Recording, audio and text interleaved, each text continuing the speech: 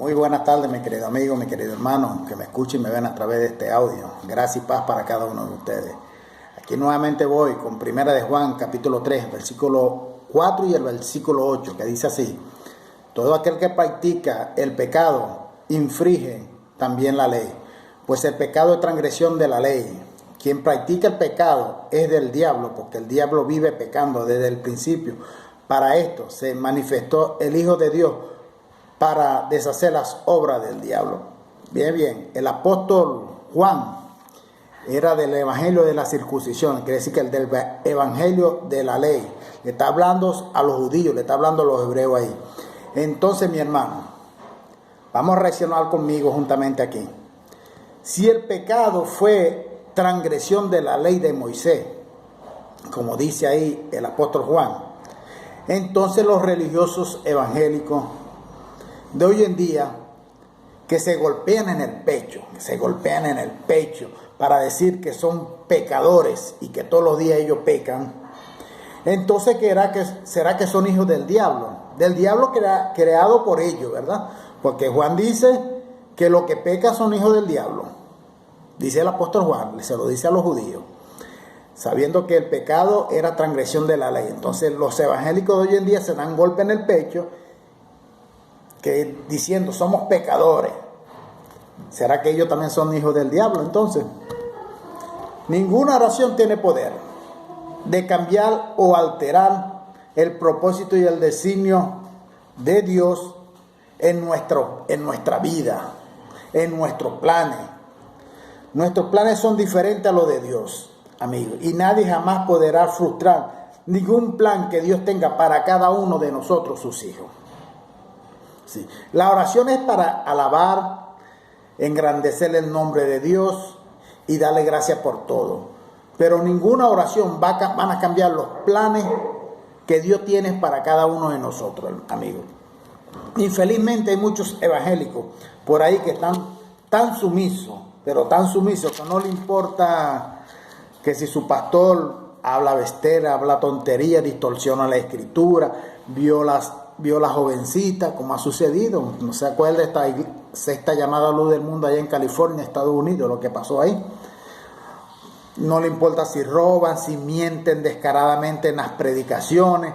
Para esos evangélicos, ese es el pastor de ellos. Y como si fuese un Dios para ellos. Es como si fuese un Dios para ellos, porque lo he visto físicamente, mi amigo. Ellos colocan la mano en el fuego por esos pastores ladrones, pilantras y mentirosos. Infelizmente es así. A esos líderes religiosos es quien usted sigue, a eso a quien usted sigue, los religiosos que me están viendo y escuchando, a eso a quien usted sigue, es a ellos que usted escucha, mi querido amigo, y con ellos es que usted aprende. Infelizmente es así. Usted no aprende del Espíritu de Dios que está dentro de cada uno de nosotros. Usted no aprende, usted aprende con esos vagabundos llamados de pastores. Lea por si solo usted está siguiendo a las personas correctas. Lea por si usted solo está siguiendo de verdad a la persona correcta. Mire lo que dice Mateo 23, del 8 al 10. Pero vosotros no querráis que os llamen rabí, es decir, pastor, porque uno solo es vuestro maestro en Cristo, y todos vosotros sois hermanos. No llaméis de padre en la tierra a nadie, porque uno solo es vuestro Padre, el que está en los cielos. Ni se ha llamado maestro, porque uno solo es vuestro maestro, el Cristo, sí, el mismo Dios.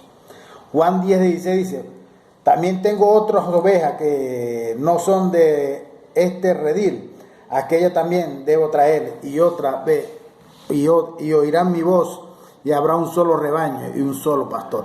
Pero algunos van a decir, pero ahí en Efesios 4:11 dice: y él dará pastores, apóstoles, profetas, pastores, maestros, evangelistas. Hermano, Dios en el pasado y en los pergaminos originales no dice pastores, dice guías. Así que usted sigue leyendo Biblia adulterada. 70% de la Biblia está adulterada, está con mucha añadidura. Si usted investiga un poquito más y lee un poquito más, se va a dar de cuenta. Porque mire lo que dice el profeta Isaías en Isaías 56:11. Son sus atalayas, son todos ciegos, son ignorantes, todos ellos son perros mudos, no pueden ladrar, deliran, se acuestan amigos de dormir, y esos perros comilones, que sí, glotones, son insaciables, y esos mismos son pastores que no saben entender, todos ellos siguen sus propios caminos, cada uno busca su propio provecho, cada uno por su lado. Mire lo que dice Mateo 18. Y se lo dijo a los judíos, a sus discípulos en aquel tiempo: sana enfermo, limpiar leproso, resucitar muerto, echar fuera demonios. De gracia recibiste, de gracia da. Entonces, el evangelio no es dinero. El evangelio no es cobrar. De gracia recibiste, de gracia da. Esa es la gracia de Dios. 1 Corintios 9, 18, mire lo que dice. ¿Cuál pues es mi recompensa? ¿Cuál es nuestra recompensa? Pero Pablo dice, ¿cuál es pues mi recompensa? Que predicando el evangelio presente gratuitamente, el evangelio de Cristo, para no hacer pleno uso de mi derecho en la predicación o en el evangelio. Diferentes interpretaciones en la llamada Biblia. Hay diferentes interpretaciones en cada una de ellas. Ezequiel 34, 9 y 10, mira lo que dice. Por tanto, oí, pastores, oí palabra de Yahweh. Así dice el Señor Yahweh: he aquí que yo estoy contra los pastores y demandaré mis ovejas de su mano y le haré dejar de apacentar las ovejas, y los pastores ya no se apacentarán más a sí mismos, pues yo libraré mis ovejas de su boca para que no les sirva más por comida. ¿Quiénes eran aquellos pastores en aquella época? Eran los sacerdotes. Eran los sacerdotes que apacentaban en aquella época la oveja. Ya nosotros no somos ovejas, somos hijos herederos de Dios. Eso fue en aquella época. Eran los sacerdotes, los pastores. Ahora el único pastor es Dios, que vive en cada uno de nosotros. Según de Pedro 2:3 dice: y en su avaricia, mire lo que el apóstol Pedro le dice a los judíos: en su avaricia harán mercadería, quiere decir, harán negocios de ustedes con palabras fingidas, el juicio pronunciado sobre ellos hace tiempo que se tarda, y su perdición no se duerme. Ya eso aconteció con ellos. Un cristiano que no confronta ese evangelio falso de hoy en día, que no el evangelio de la gracia de Dios, no es un verdadero cristiano. Solamente se dice cristiano de la boca para afuera, pero un cristiano que no confronta, que no enfrenta ese falso evangelio, no es un verdadero cristiano. Valorice su tiempo, mi querido amigo, su vida, su familia. No pierda tiempo en esas cosas perniciosas que están dentro de esas denominaciones religiosas evangélicas. Felizmente Dios no cabe y no entra en esa religiosidad, dentro de esa religión. Dios nunca está ahí. Quien siempre hace presencia en esas religiones, en esos cultos de esas religiones, de ellos es el tal demonio, el tal diablo creado por ellos. Ejemplo, usted pregúntele a uno de esos pastores de esas sectas, de esas denominaciones, pregúntele: pastor, ¿jugar en el Megacena es pecado? Pregunte, él te va a decir. Muchos de esos pastores te van a decir, muchos de ellos te van a decir: sí, mi oveja, es un juego de azar. Entonces usted le va a decir: pero pastor, entonces si yo gano 130 millones de real, ¿tengo que dar el diezmo? Él te va a decir: claro que sí, mi oveja, tiene que darlo a la casa de Dios, del Dios mamón de ellos, porque precisamos vivir de la obra. Ve cómo todo distorsiona, y el interés del dinero. Hermano, existe una batalla dentro de cada uno de nosotros, de ser humano, dentro de cada uno de nosotros, en nuestra mente, en la mente del hombre, entre el espíritu y la carne, entre el espíritu y la carne, que es el diablo. Generalmente siempre va a vencer aquel que usted alimenta más. Si alimenta más al espíritu, el espíritu es el que va a vencer. Si usted alimenta más la carne, el diablo, ese es el que va a vencer. Generalmente es así, y es la realidad. La palabra de Dios debate, es muy mal interpretada por la religiosidad. la palabra de Dios debatida es muy mal interpretada por la religiosidad. En la religiosidad la palabra debate significa confusión para ellos. Debate no tiene nada que ver con confusión, mi querido amigo. Debate es nada más y nada menos de que la defensa de teorías o de ideas. Puede ser atendido también por desafío contra ideas de un oponente, discusiones, pruebas de teoría, defensa de ideas, etc. En la Biblia encontramos algunos debates. Yahshua debatió con los fariseos. Esteban debatió con los fariseos. Pablo debatió con los fariseos. Pedro debatió con los fariseos. Si nos vamos a Marcos 12:28 dice, se acercó uno de los escribas que lo había oído discutir y comprendiendo les había contestado bien. Le preguntó, ¿cuál mandamiento es el más importante de todos? Ahí había un debate entre los escribas, que eran los abogados de la ley de aquella época, contra Yahshua de Nazaret. Yo le invito a que lea, también le invito a que lea Hechos 6, versículos 8 y 10, Juan 3, versículo 25, Marcos 9, versículo 14 y 8, 15, versículo 1 y 2. Y varios debates.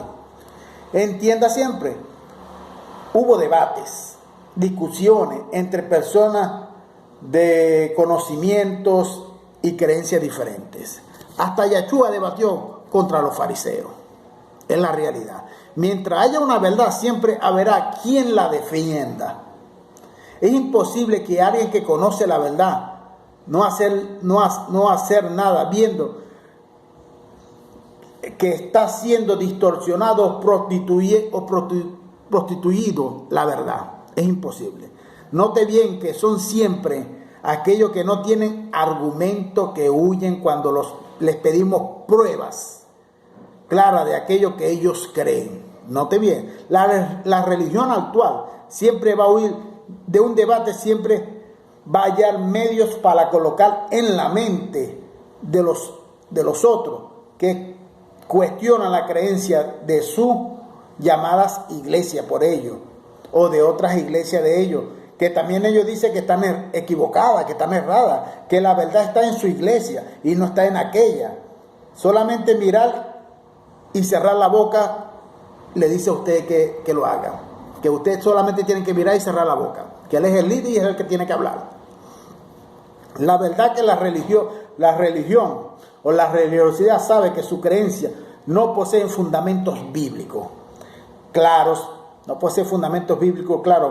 mas por ser una costumbre religiosa, una costumbre de hombre, una costumbre judaica, ellos se limitan en cumplir, porque así se lo hacen creer esos líderes religiosos, de lo que esas personas están haciendo a sí mismos, sin bases en la palabra y la voluntad de Dios. Los religiosos le hacen creer eso a la gente. Y ellos limitan a cumplir lo que sus líderes religiosos hacen, sin ninguna base bíblica y fuera de la voluntad de Dios. Hasta Pablo y Bernabé debatieron. Yo le invito a que lea Corintios. Pablo y Bernabé debatieron, Corintios y el libro de Hechos, al respecto de un tema. No llegaron a ningún consenso y se separaron. El debate sobre el tema a la luz de la Biblia siempre va a causar a una persona orgullosa cuando está equivocado. Bernabé estaba equivocado, Pablo no estaba equivocado. Bernabé no tenía cómo probar sus ideas y ni siquiera dio oído a Pablo. Entonces Pablo también no va a querer juntarse con alguien que está enseñando algo fuera del contexto de la Escritura, que está enseñando algo errado, fuera de la verdad. Pablo no va a estar, y cada uno de los que estamos en la gracia de Dios tampoco vamos a estar con aquella persona que está enseñando algo fuera de la verdad. Es solamente los religiosos que se callan cuando oyen a alguien predicar. Solamente son la gente religiosa, los religiosos que van a esos templos, que se callan la boca cuando alguien está predicando una mentira, está hablando herejía, está hablando mal de Dios, está hablando mal de Cristo, está mal interpretando la Escritura. La gente se calla.